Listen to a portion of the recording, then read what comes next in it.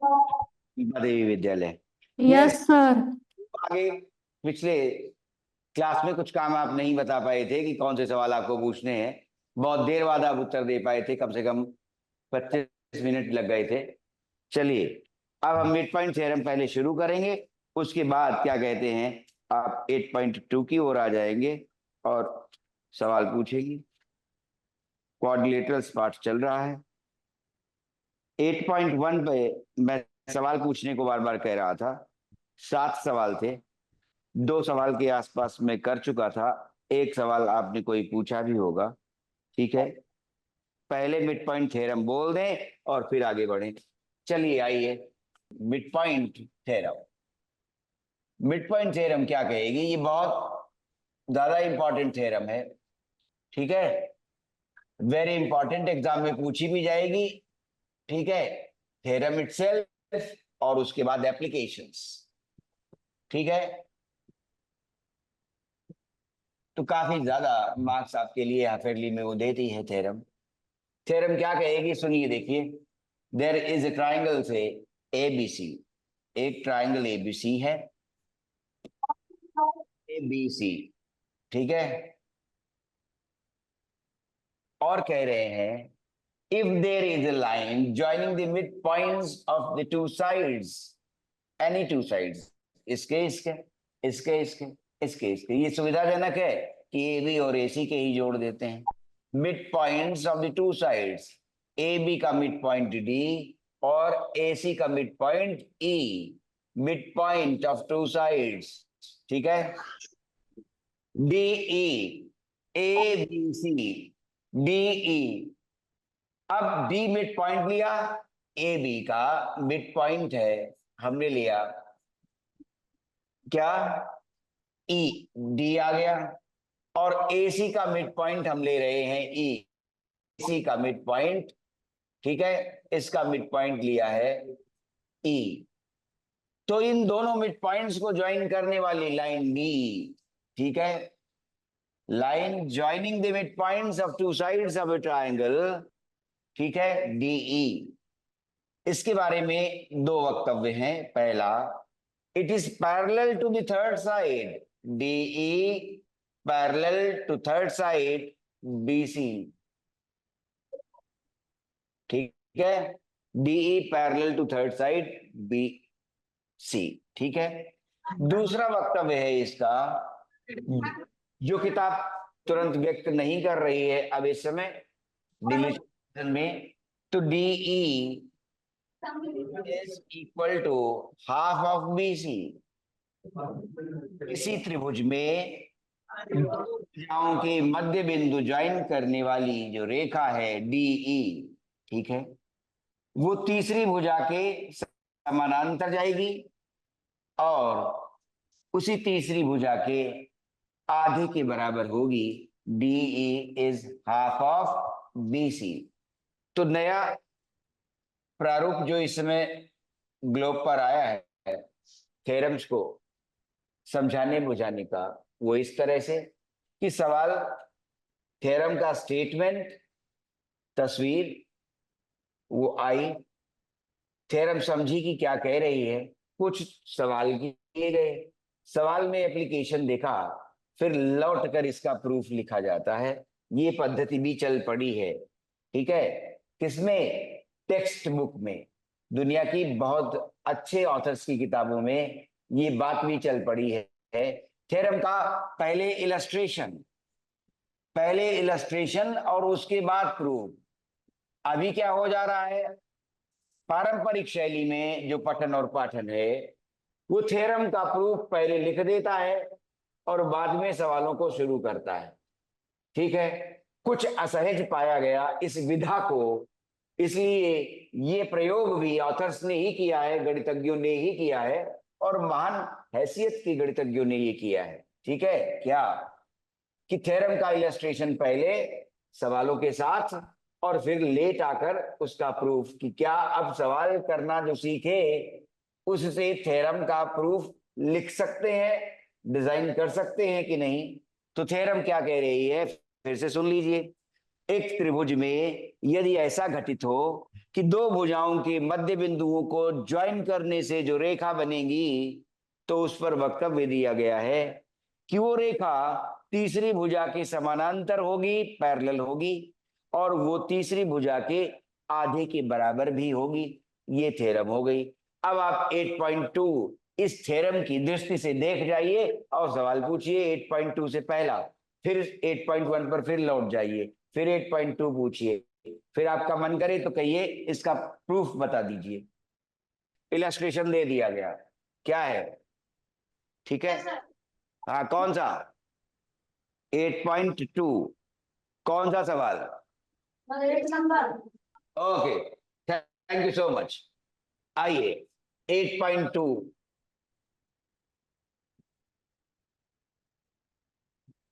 पढ़ने का मन नहीं है, मतलब कष्ट बढ़ते हैं। 8.2 पहला सवाल दीनदयाल विद्यालय ने पूछा है। आइए, ए बी सी डी एक चतुर्भुज है जिसमें पी क्यू आर और एस क्रमशः भुजाओं A B C D, A B B C C D और डी ए के मध्य बिंदु हैं। देखिए आकृति और उसके बाद दर्शाइए कि S R is parallel to A C and S R is half of A C. P Q is S R and P Q R S एक समानांतर चतुर्भुज है। एक बात बन जाएगी तो तीन बातें उसी का डिडक्शन है। ठीक है, चलिए आइए, A B C D quadrilateral है, ठीक है, स्पेशल नहीं, आर्बिट्रेरी है।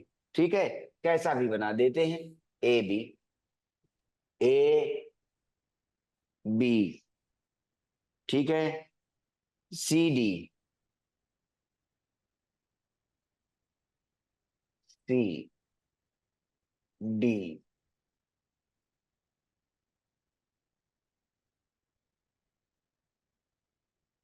ए बी सी डी, और मध्य बिंदु दिए गए हैं P Q R S.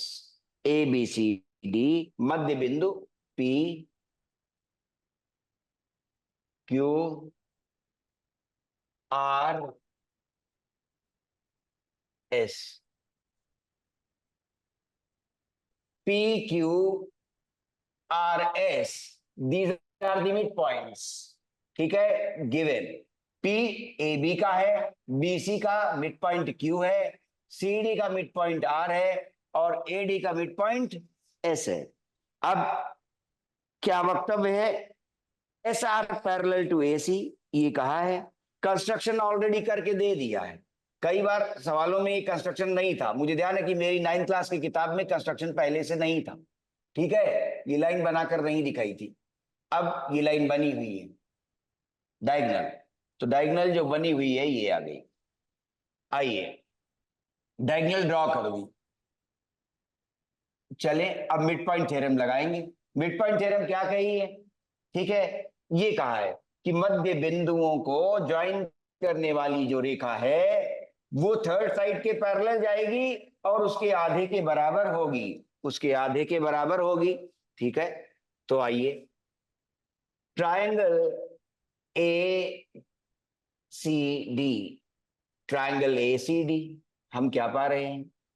S R joining the mid points S and R. ठीक है, जो रेखाखंड एस आर आया है ये क्या कर रहा है? Joining the mid points S and R, the mid points S and R, joining the mid points, joining the mid points S and R. ठीक है, तो थ्योरम क्या कहेगी? ट्रायंगल एसीडी, एक ट्रायंगल में एस और आर मिड पॉइंट हैं AD के और डीसी के। ये गिवन था कि ज्वाइनिंग द मिड पॉइंट्स कौन से? एस एंड आर, ये गिवन है। तो according to mid point theorem, therefore according to mid point theorem क्या आएगा? मिड पॉइंट थ्योरम के according to mid point theorem क्या कहती है? It will be parallel to the third side and half of it. Therefore, SR is parallel to AC.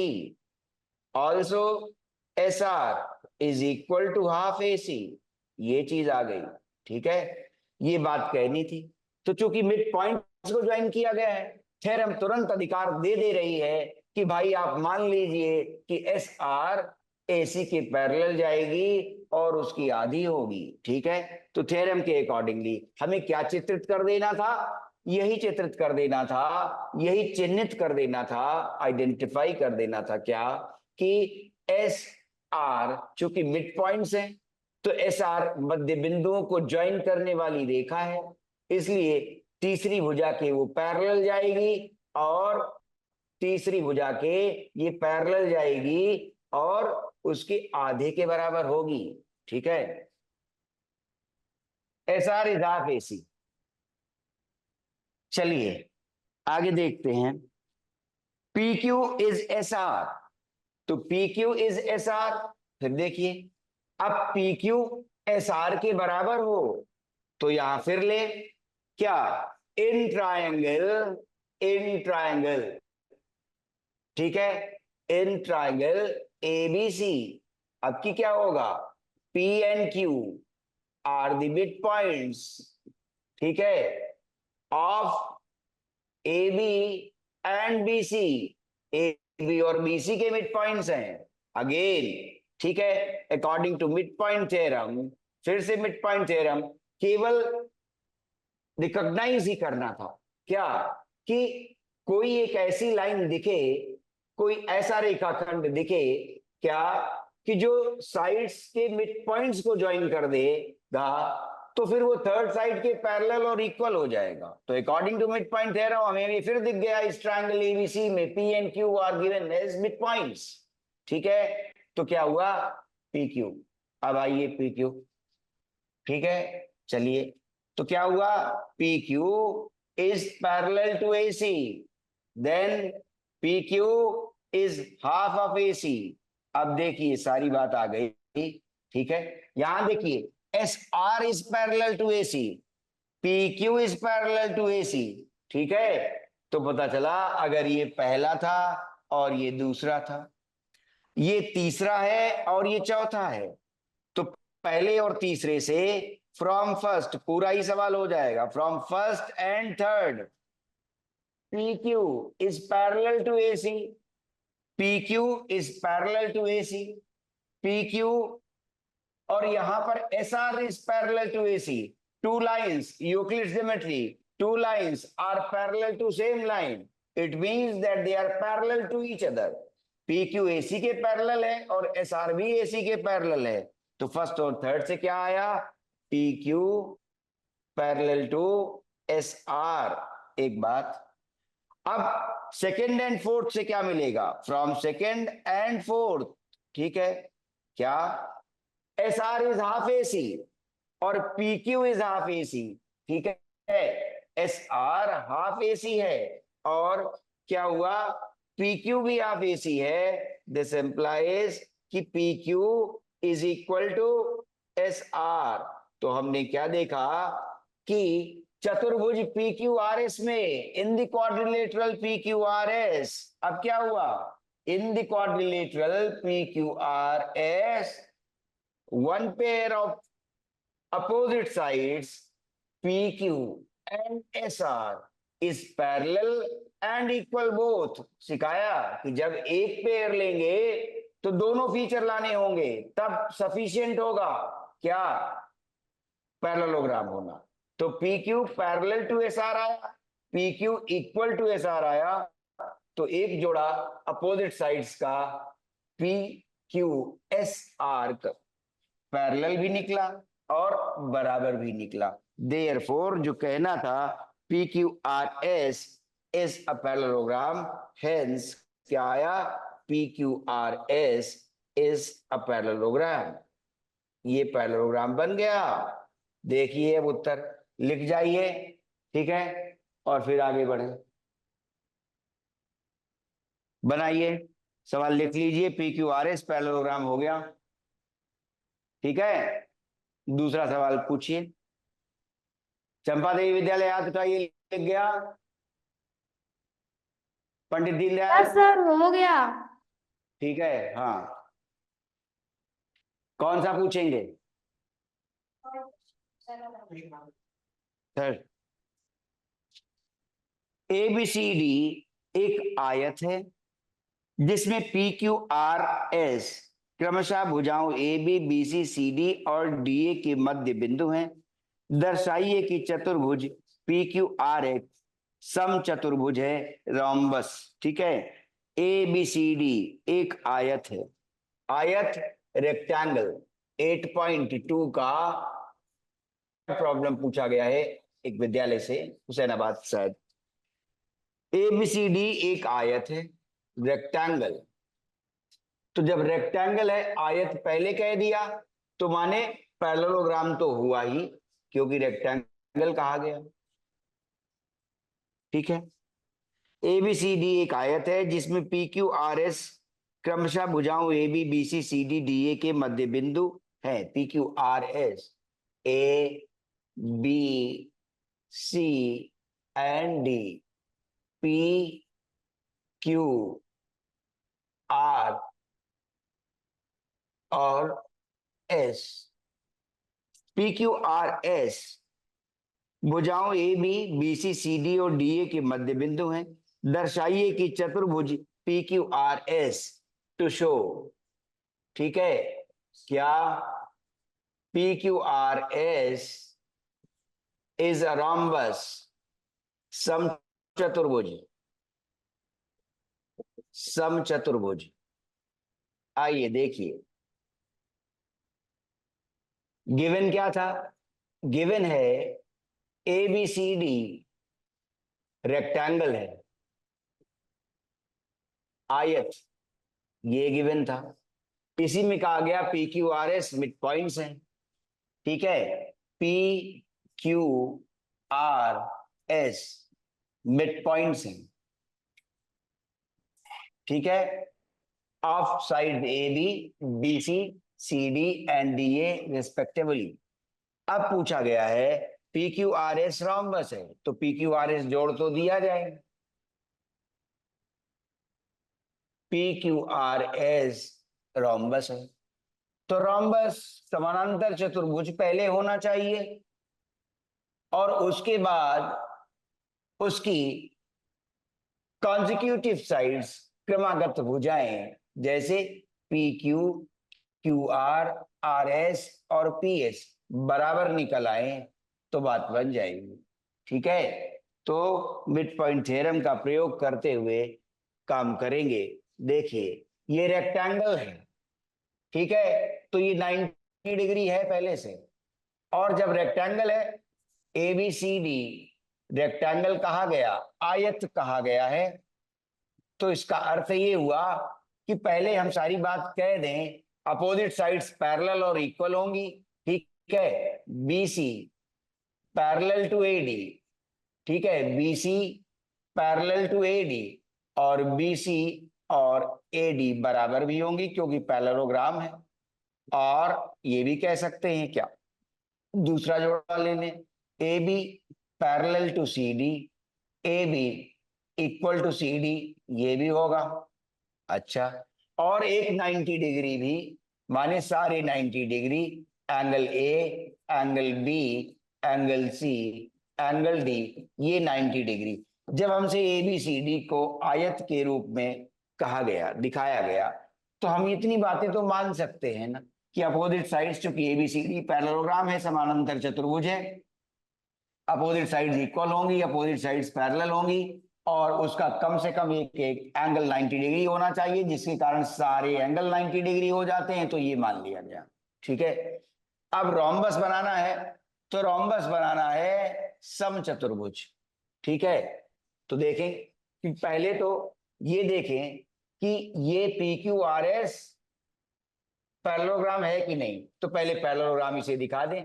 क्या हुआ, mid point theorem से ही, according to mid point theorem, ठीक है, mid point theorem को ही ले रहे हैं, ट्रायंगल ले रहे हैं ABD, ठीक है, P और S मिड पॉइंट्स हैं, ठीक है, therefore PS is parallel to BD, ठीक है, थर्ड साइड BD के पैरेलल हो गई, PS is half of BD, ये भी हो गया। फिर उसी में ट्रायंगल ले रहे हैं बीसीडी, ट्रायंगल बीसीडी फिर से आया वही जो अभी कर चुके थे। क्या? Q R again parallel to BD, और उसके साथ ही क्यू आर पैरेलल टू जो बीडी आया, Q R parallel to BD and Q R is half BD, ये चीज आ गई। तो हम क्या पा रहे हैं कि P S is parallel to Q R, दोनों का इंप्लीकेशन क्या निकला? P S parallel to B D, और उसके साथ Q R parallel to B D. तो दोनों से क्या निकाल रहे हैं कि P S parallel to Q R, दोनों ही सेम साइड बी डी के पैरेलल है।